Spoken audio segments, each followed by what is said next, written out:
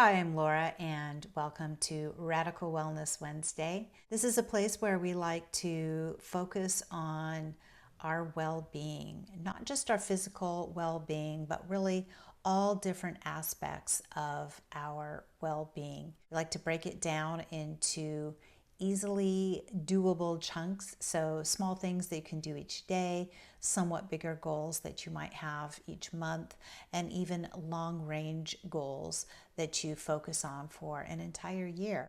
All designed to move you forward step by step into being a healthier version of you.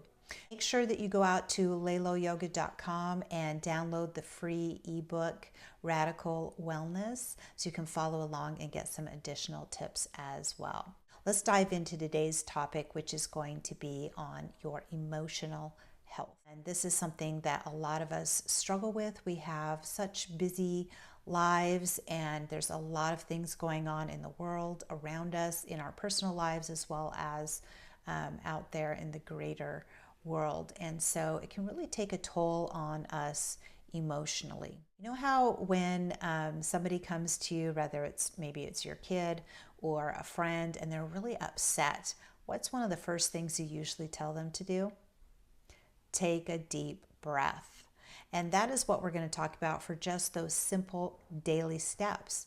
If you start to feel yourself getting emotionally upset about something, take a step back, take a deep breath, maybe a few deep breaths, and allow that breathing to help bring you back to calm. There's scientific evidence behind this. Every time we exhale, especially if we can make that exhale a little bit longer than our inhale, it helps to activate something called the parasympathetic nervous system. You might have heard of this before. Sometimes it's referred to as the rest and digest. And it's all about restoring yourself to a calmer state and finding a little bit more equilibrium in the way that you're feeling.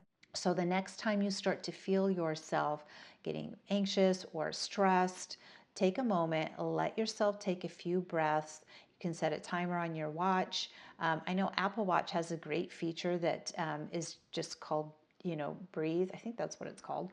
But that's what it's designed to do, is to take you through some slow and controlled breath work to help bring you back to that state of calm. For a little bit longer range goal, you might want to focus on something each month, maybe reading a book by an author who sort of aligns with your way of looking at things, or taking a workshop or a seminar, all focused on your emotional health. Similar to our physical health, it's helpful to be educated in advance of actually having a challenge. So the more you know and understand about what things might be triggers for you, and ways that are effective for you to deal with them, the better off you're going to be when your emotional state begins to be tested. And it's going to happen to all of us, right? We know that. Keep in mind that what works for one person may not work for you, and vice versa. So give yourself an opportunity to learn a few different modalities or a few different ways of dealing with things.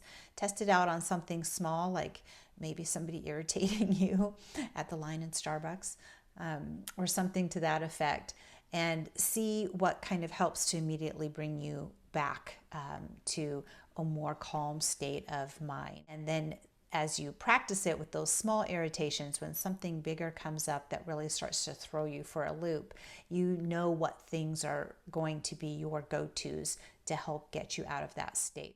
As we start to look forward onto a year-long goal, that seems sort of big, maybe, and overwhelming.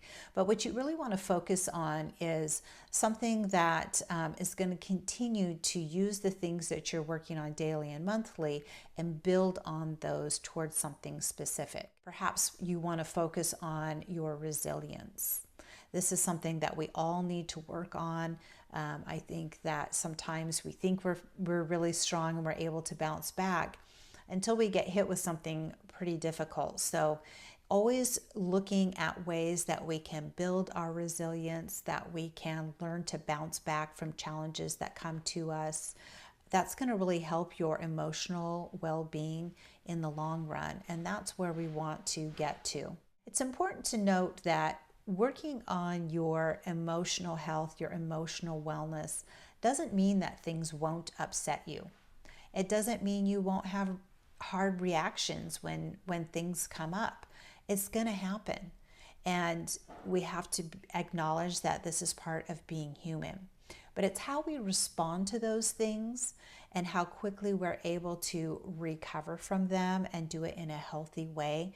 That's what true emotional wellness is all about. So make sure you're looking forward to ways that can help support you through those challenging times so you're better able to deal with them and you feel more capable of being able to move through difficult challenges without ignoring them, numbing them out, or just completely losing it altogether. I hope these tips are helpful for you. Join me next week for our next segment on Radical Wellness Wednesday.